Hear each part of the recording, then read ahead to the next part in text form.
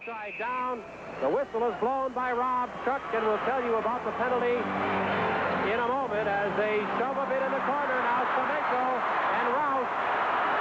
We saw Rouse last week in Cleveland take care of himself pretty well in that game against the Nordiques. Here he and Semenko exchange blows, but are quickly separated.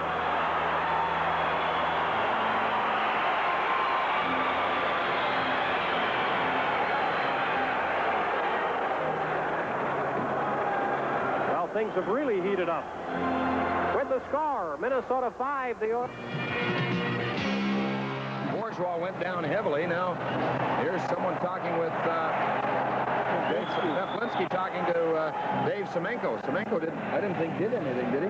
Backed away. He may have put a little bit of a stick in there while Charles was down. Well, he obviously did something. He's got Jim Peplinski all riled up. 5:26 to go here in the second period. 3-2 the Oilers lead. The 24 Peplinski will be 24 years of age on October the 24th. No kidding. Paul Baxter makes it that long. He'll be 28-9 on the 25th.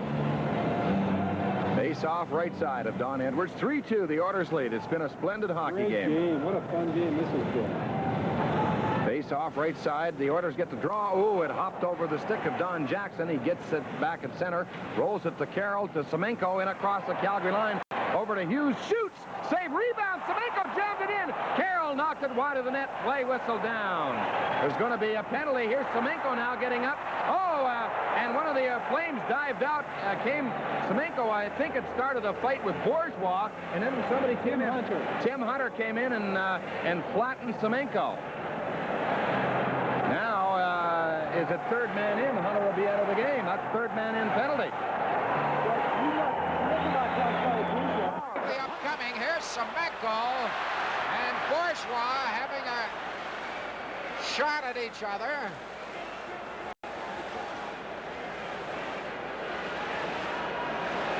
Nothing much really coming of it, but again, perhaps an indication of some frustration for the Edmonton Oilers.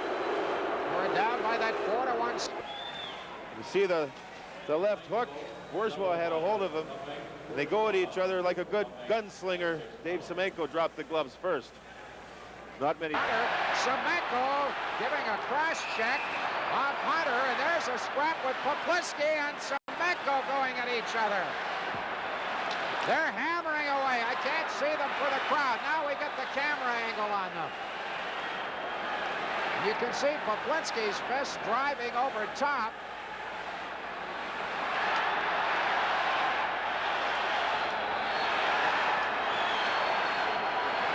Well, there's been a few punches thrown in this fight, and indeed in this hockey game.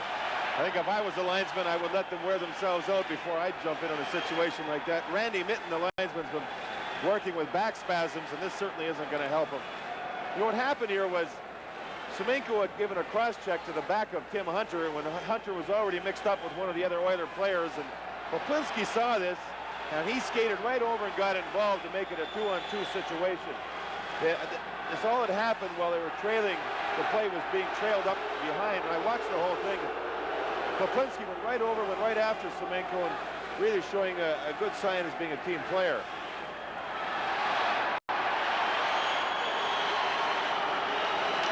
Well, just a minute. We may have something else starting.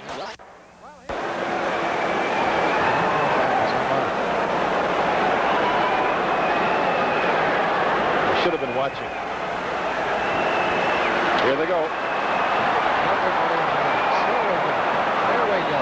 Semenko and Conroy.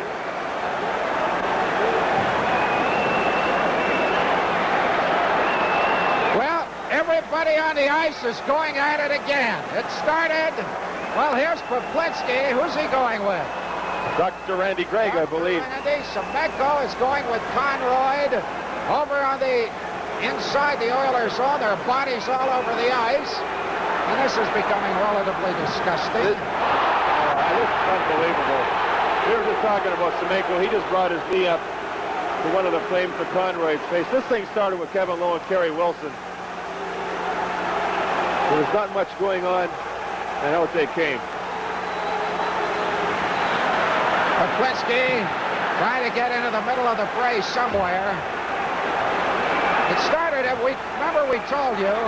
Now here's Greg and Poplinski. I don't like this.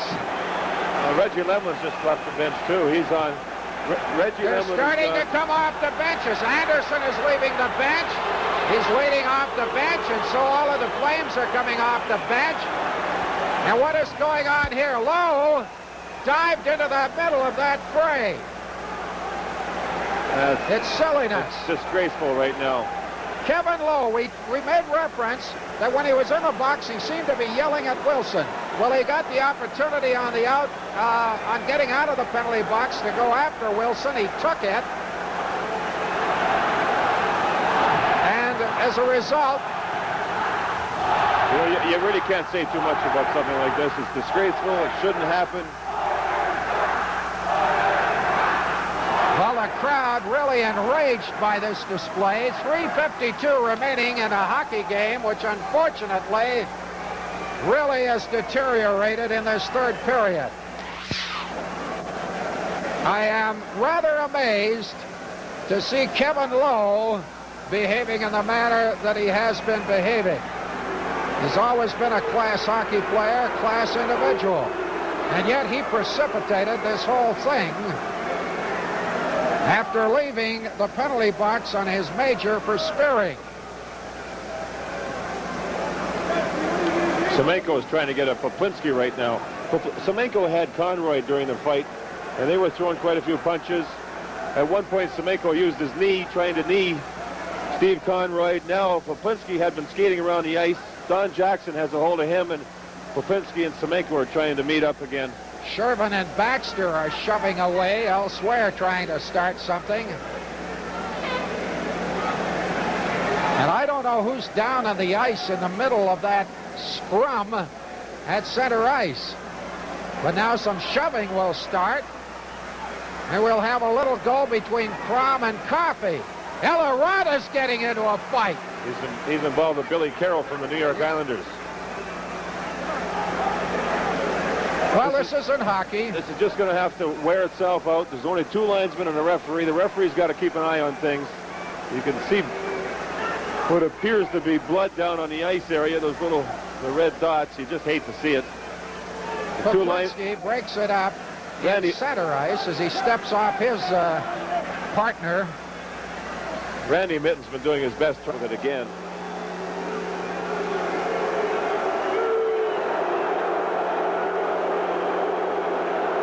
You know, it's funny. When the Flames first came to Calgary, everybody was telling them about a rivalry with Edmonton. And, of course, they had come out of Atlanta. And for about 2 seasons, they said, what rivalry? But in the last couple, well, you see what happened. This is called a rivalry in the worst sense of it. I see Steve Conroy coming over to the bench. He has a little bit of blood on his sweater, and he was checking his teeth.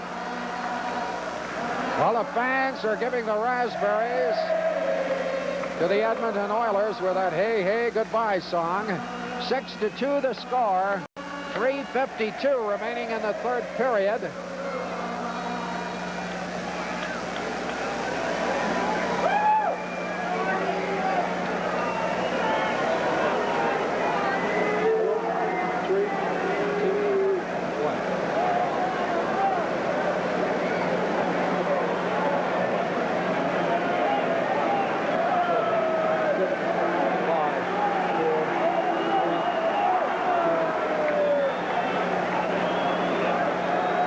I do hate to see this sort of thing happening. We've had a marvelous hockey game until this third period.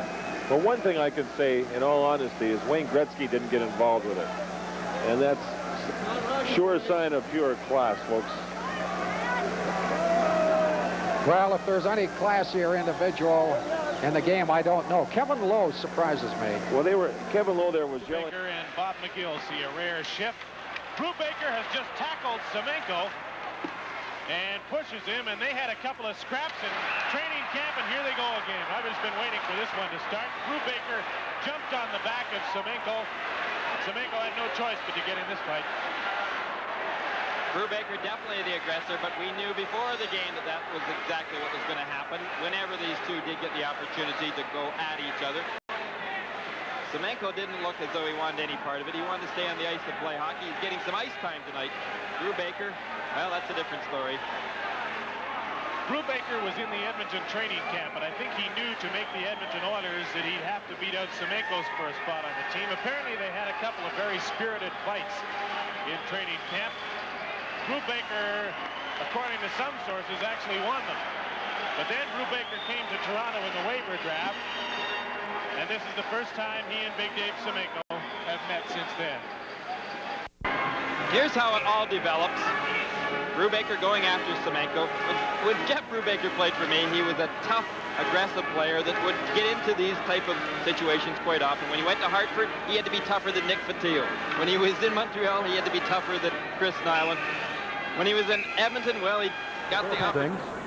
Now Peterson and Gretzky. Gretzky wins the draw. And the buzzer goes to end the period as Blum now getting into it again.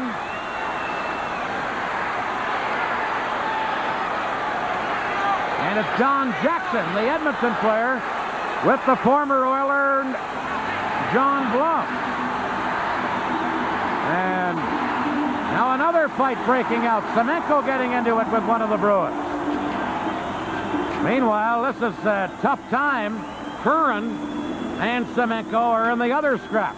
This is a dangerous time for a fight to break up because both teams have cleared their benches to go to their locker rooms, and this is when real trouble many times will develop. But fortunately, they got the first scrap between Blum and Jackson broken up. And now players from both teams congregate around the other scrap.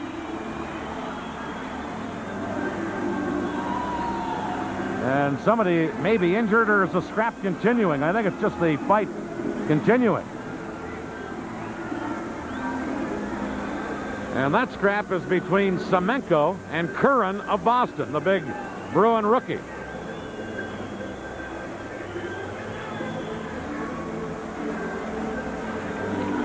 Now they get Semenko and Curran separated. There's the big rookie Curran, number 34. Big, 6'6", 215. Semenko and Cam Neely have the gloves off, just off to the right of the Oilers bench. Hang tight, Big Cam, hang tight.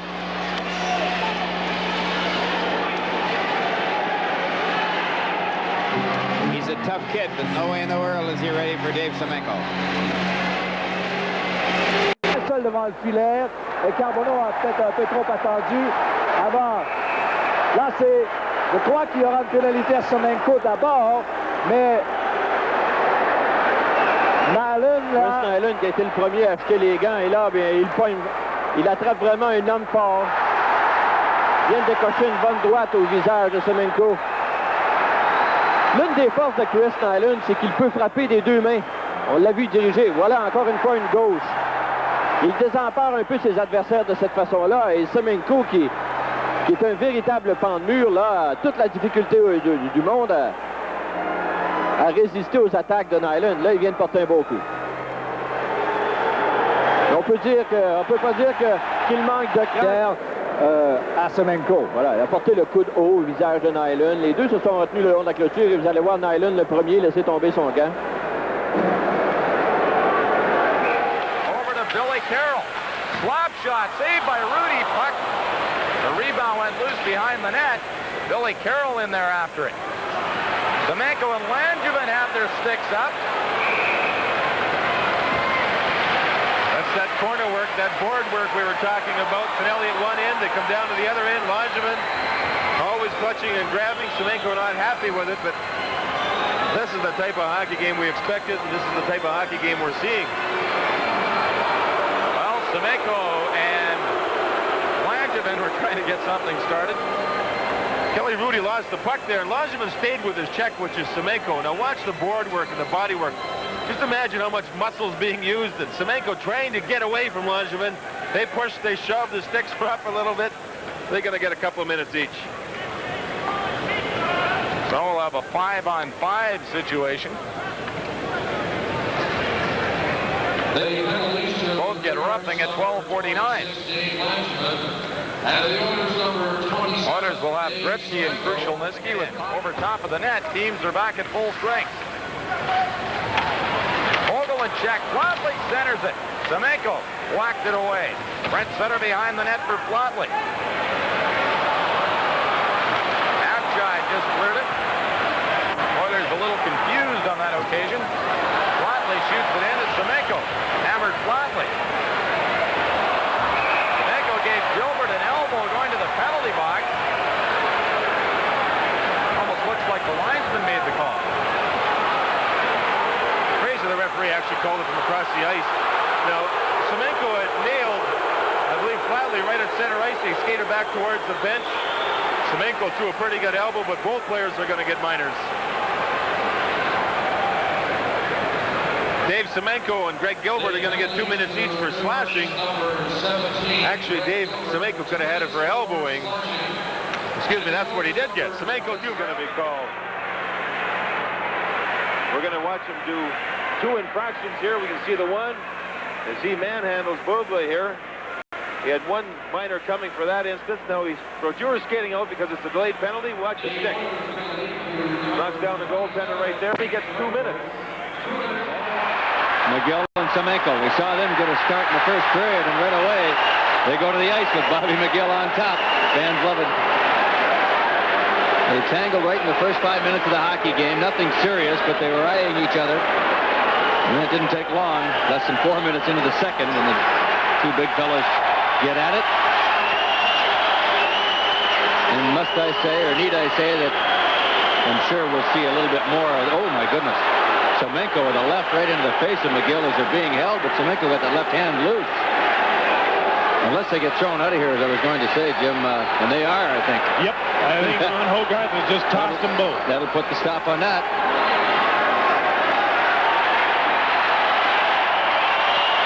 Well, as you mentioned, Mickey, it started brewing in the first 5 minutes when McGill took Semenko into the boards, and a high stick knocked McGill's helmet. Maybe Hogarth was only motioning to the other players to get away from the fight, where they're supposed to be over by their benches,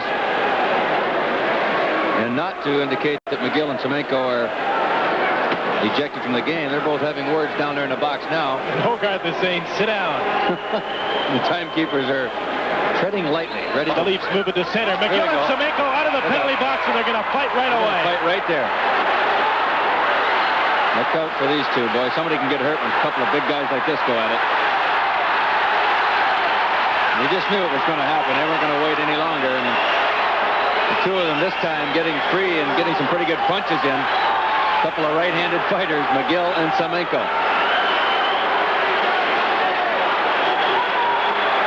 The linesman trying to pick a spot to get in on the 2 of them, but they won't settle down.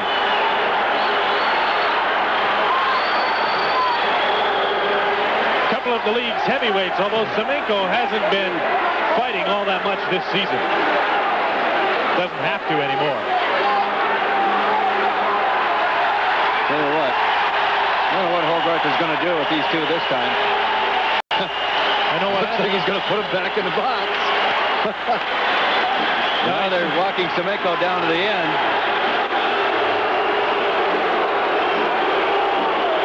Semenko is just over 100 minutes in penalties this season, 105. Bob McGill leads the Leafs with 180 minutes. Well, they didn't even try to get back into play. The 2 of them come out after serving double minors and did not even look to get back into play. Now watch, there's the 2 of them coming out of the box now. Look at, this is interesting. Keep your eye on Brubaker 23 and Semenko 27. Right there. Semenko's looking for him, and there we go. Speak of the devil. These players fought 3 times in training camp against each other, and they fought in the first meeting of the season between these teams, and here they go again. Ooh, that's right. Semenko hit his head in the ice possibly. Brubaker ended up on top. Not much happened in this fight. Very few punches thrown with 2:27 to go. It almost, you just knew it was coming. Brubaker out there, and of course, he wanted to take a look at Semenko, not only because of the past fights that you spoke of, Jimmy, but because he had roughed up teammate Bob McGill earlier in the hockey game. And that's going to be the end of the night for Dave Semenko. Well, so much for Bob McGill's third shot at Semenko. He's gone for the night. Well, the two of them here, you see Brubaker carrying the puck, and really not much right there, except there's a little shot by Semenko. There. Brubaker says, oh, wait a minute here. Semenko is what they have to do, but let's give a lot of credit to the Montreal Canadiens and Coach Jacques Lemaire. They have played a well-disciplined, well-thought-of game plan, and if they're successful in doing it in the third period, they will come out with something as an altercation takes place at the Montreal Canadiens bench. And I believe that Semenko is involved in there, and I think that they're after somebody who slashed Messier. Anyway, all the players are down there. Gretzky was over talking to referee Bill McCreary. And perhaps the Oilers are just trying to rile the Montreal Canadiens just a little bit. They've only been riled one time, and they had a goal scored against them. And maybe that will change the complexion as to the way things Montreal will play. There's Gainey right there being pushed by Anderson. Now John Jackson is in it. I did not see the Montreal player, Deblois, who had come to the aid of Gainey. I'm sure Gainey and Anderson will just hang. Now everybody's going to grab everybody, and it's going to be Wednesday night at the boxing matches. This is not a good scene after what has been a relatively clean hockey game with only 3 minor penalties. Kevin and Island is the big bout over here just near the end zone. You should see the two ushers just leap off the ice. That'll be the main event right there. Two big, strong guys. Nyland, 263 minutes on the season, and he's had 15 majors. He is a left-hander, so something that Kevin will have to watch out for. At this point, the linesmen are in the melee. I'm kind of interested in this one myself. We have well, right now it looks like they're the only two that are ready to go. Deblois and Jackson wrestling, but here we go. Kevin McClellan and Chris Nyland. See, Kevin's got his right hand tied up in the jersey. Nyland's left hand is free, and now he's got it loose. It's out of the jersey. And they will go at it pretty good from now. Look at the strength of Kevin. My goodness, I didn't believe he was that powerful. Now they're broken up by linesman Ryan Bozak. The referee McCreary is taking notes, but so far that's the only fight. But let's keep our eyes on Glenn Anderson and Bob Gainey. Hopefully cooler heads will prevail here. You know the thing that can happen, Bruce, is that the sticks and the gloves around, and you step on one of those, you can go down and injure yourself, particularly with sharp skates around.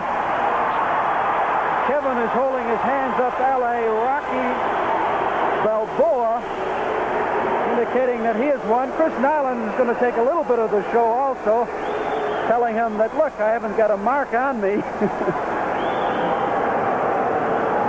In that kind of a hockey game where very little fisticuffs have taken place, perhaps a little frustration on the part of the Oilers, Bruce. Well, it all resulted right at the end of this period after the goal scored by Edmonton and Messier left the ice. So something had to happen that we did not catch. I must confess to you fans tuned into us. McClellan's already headed to the Oilers dressing room. There's Glenn Sather with his... That will hurt their chances of coming back from the score of 3-1 against them. Well, Glenn Sather's got some words for some member of the Montreal Canadiens. We did not see what happened to Mark Messier, but I think that is what has started all this. I believe so. We will try and find out. Back Dion in the slot. He shoots, saved by Moog. And Coffey gets knocked into his own goaltender. Now he gets up and pushes at who? J.P. Kelly. Well, what happened, Coffey was picking up Kelly, and they both slid into the goaltender. Andy Moog, who I think is shaken up on the play. And now someone has hit one of the Kings out there. I don't know, was it Rick Lapointe, Semenko and Lapointe? But anyway, with Kelly down, I saw Coffey getting up, and he hit Kelly in the back of his helmet with his stick. Then Semenko threw a punch at Rick Lapointe. Semenko, no business being in there with Rick Lapointe. So let's see now J.P. Kelly pushing. The goaltender, Moog, is knocked flat back on the ice. And now Ruskowski and Coffey had a hold of each other, but they're separated. They're still glaring. Look out there. One linesman, Ryan Bozak, has Semenko tied up. That's the other linesman. That's right. The other linesman, Jim Christensen, has one arm, I think, on Kelly. Now Galley doing a little pushing and shoving with Hutter, it looks like. Or is it Huddy?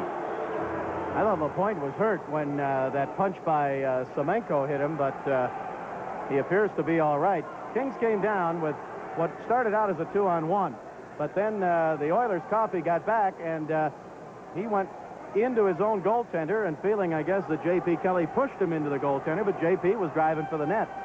Now Moog is sitting up on the ice. That's the second time in the period he's been shaken up. He took a shot apparently under the chin, high in the chest area from shot from the point. And then Keens and Semenko jab with their sticks at each other. Semenko takes a push at O'Reilly, then O'Connell.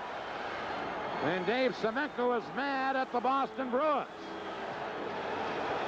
Well, I thought that Terry O'Reilly and Dave Semenko were going to square off there just as well that the linesmen Mark Vines and Ron Asseltine got out of there, but watch. Semenko's going to go for the whole Bruin bench. He took a jab with a stick at John Blum, the Boston defenseman and a former Oiler.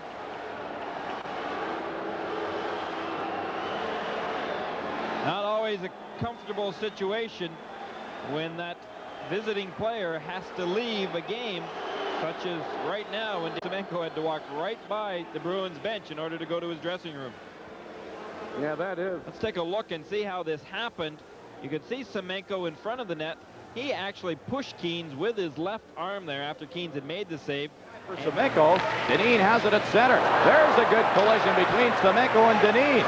Brian Trottier drops it for Johnson. Islanders are offside.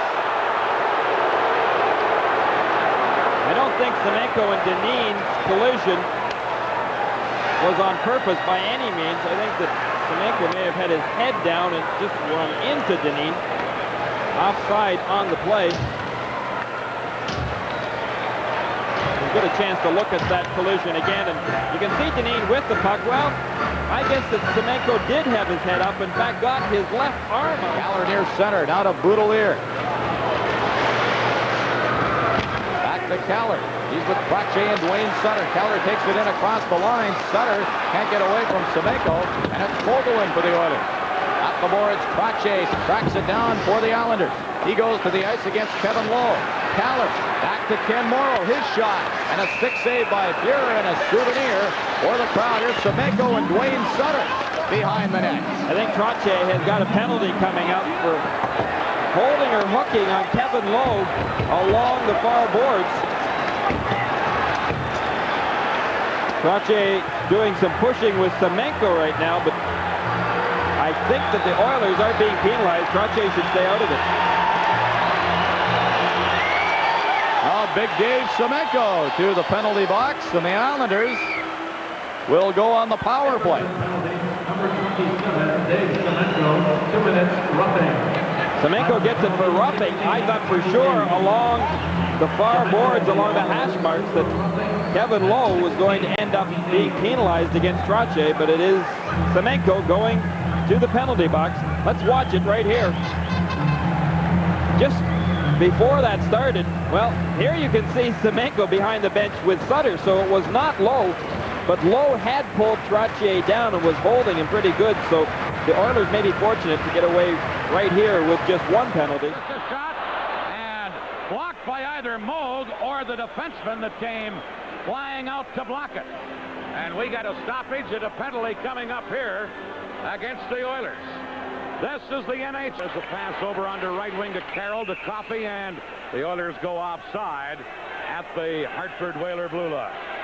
Well, there's Paul Coffey. Many people think, as we've seen, to have some pushing and shoving up against the board. Semenko's in the middle of that. He usually is. He and McDermott got at it pretty good just inside the Oiler blue line, just before the offside. And I think they're having a few words there, but Big Dave, I guess he's the senior member of this team in terms of years played. Goes back to 1977. Well, that's the aftermath of the hit that McDermott and Semenko had way back in the Edmonton zone, and this is the continuance of such.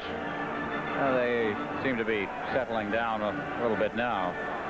Sorry to mention Paul Coffey. He's a great defenseman. There's no question of that. I think that anybody who had any doubts had to only witness the Canada Cup Series. And he just doesn't seem to get the respect. Alone centers. but he knocked it away, and now play is called. And a high sticking penalty coming up to Edmonton, and Semenko trying to get into it with Torrey Robertson. Well, that'll be something interesting. Here's Hunter against Semenko.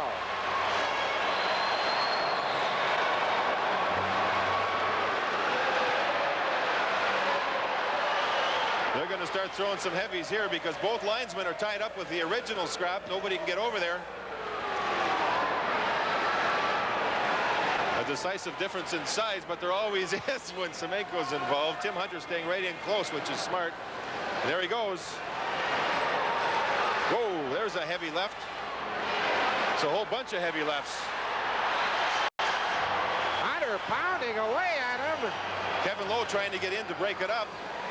Bourgeois trying to get over towards Kevin Lowe. Hunter really doing a number here. Well, we had seen some great hockey in this second period until... See, the whole thing was Kevin Lowe was going to get a high sticking penalty, and then he went back at Cavallini, and that started everything. There's Semenko with a knee. Semenko using his knee like he did earlier in the season against Steve Conroy. There is a lot of blood down there, too, Ed. One thing, you talk about conditioning, that's got to be in favor of Tim Hunter, because this is very, very tiring when you get involved with something like this. Semenko with the kneeing, he could find himself in trouble as far as that goes. Now Brian Lewis was very, very close to that scrap. Now whether or not that he saw that knee, I don't know. The linesmen are finally getting back towards to break this up. Hunter still throwing that left hand. To the outside, they know out with a glove, held onto it. Maybe it is an idea to have Semenko in front. You also have to be careful on how much you're going to play Dave Semenko, though, Dave, or Gary, because, you know, he plays with Gretzky. If he's going to play most of the shifts, it's going to be tough on him. He's not used to a lot of ice time. Well, it wouldn't hurt to try, because the way things are going now for the Oilers, they haven't capitalized, you know, going the way they have been going. So why not try a change? Let's watch this face-off. They move Huddy up to the boards. To the right of Cruz. Off point. The Winnipeg Jets, without Dale Howardchuk in the lineup that is on the ice tonight, only have 117. Here's Gretzky in front for Curry. And what a save by Brian Hayward. There's also a penalty on the play. Dave Semenko is going to get himself an elbowing penalty as he tried to do a little bit of forechecking in the illegal fashion. So that goal wouldn't have counted anyway. The whistle blew immediately. Glenn Sather, hope you can't lip read, has a few unpleasantries to say to the officials. And Semenko will head to the penalty box. We'll watch him in the offensive zone as he's forechecking on Picard. Picard had thrown it up the middle before Semenko went in and finished the check. So the check really didn't have any. Maybe Picard, well, actually, maybe Picard rushed it knowing Semenko was coming. Hear the footsteps? Now watch Gretzky open the legs of the goaltender, Hayward. Right there. Put it right through nicely. He had nowhere to pass the puck. It's the only play that Gretzky could have made. You know what Gretzky said last night when he got that empty net goal? He said, I quickly and kicks out to the corner. Bumping in the corner, and Curry is sent flying by Jim Nill. And now there's some pushing and shoving. Of course, soon as that happened, number 27, Dave Semenko, comes waltzing in there. And hey, look, that's my bread and butter. That 17 and 99. Don't fool around with those guys. Well, they call him the watchdog. Certainly knows what his job is on the ice. When he gets his feathers ruffled, Gretzky skating over talking to Van Hellemond. He always gets his call. Into the center ice area, Turnbull. He has Arneal with him. Arneal couldn't get a stick on it, and then he's sent flying by Dave Semenko. Now Turnbull and Semenko. You know, I was talking about a person making a play. You have to pay a price sometimes. Well, this time Dave Semenko made the other player pay the price when they had that scoring opportunity. As Semenko got back to break up the 2-on-1 play as Greg had been trapped. Semenko gets the elbowing penalty. Greg had been trapped. It was a 2-on-1 play, and Semenko hustled back as quickly as he could. Now he slashes first right there to break it up, and then thump.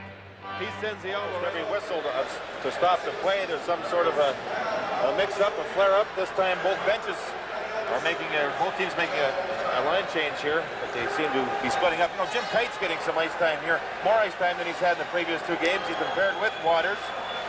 Waters, one of the assistant captains with the hockey club.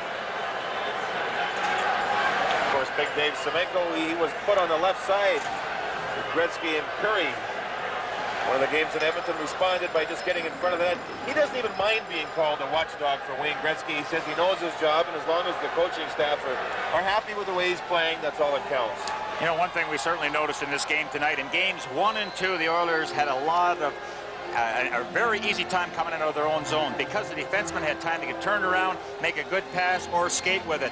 Because of the aggressiveness of the Winnipeg Jets, they've had to shoot that puck around the boards, and on many occasions, the Jets have pitched in. Along with Dave Semenko, and that is a heavyweight affair. You can see Ron Hogarth just to the right of your screen. He was trying to signal the players to go back to their benches, but it's very difficult to tell who the original 2 players in this fracas were. And this is still the byproduct as Wilson scoring with his rights on Semenko. Semenko without the helmet, which immediately puts him at a disadvantage. The referee, Ron Hogarth, shooing everybody else away. The linesmen, Gerard Gauthier and Ray Scampanello, they're off trying to break up other fights that are going on right now and keep players separated. Ben Wilson and Dave Semenko in the main bout.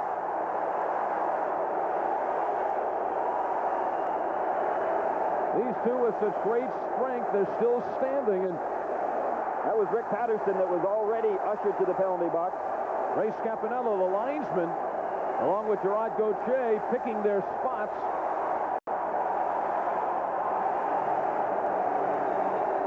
And you could see that Glenn Sather and Bob Pulford just standing behind the bench. Not much they can do in this situation. Here it is, and well, Semenko had him lined up. Hospodar just ducked under. But again, a lot of bodies are in there pushing and shoving. Look who's on the ice, Mr. Semenko, who has dressed for the past 2 games but has not seen any action. And Richie Sutter's taking a shot at him. Semenko's big problem is he can't play. He can fight, but he can't play. And as a result, he does not see too much ice time. A lot of threats, a lot of talking going on right now.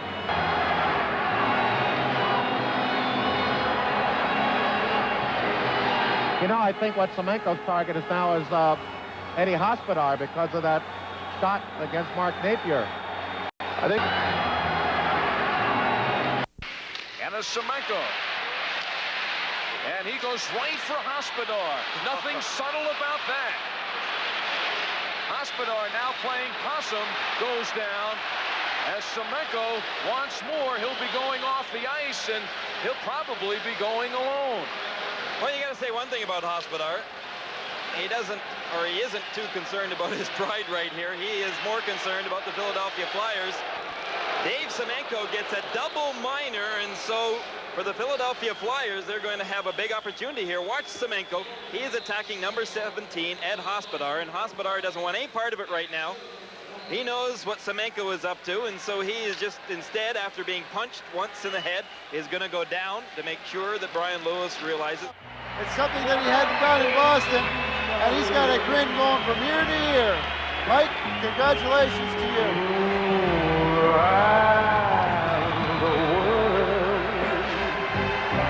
Will be that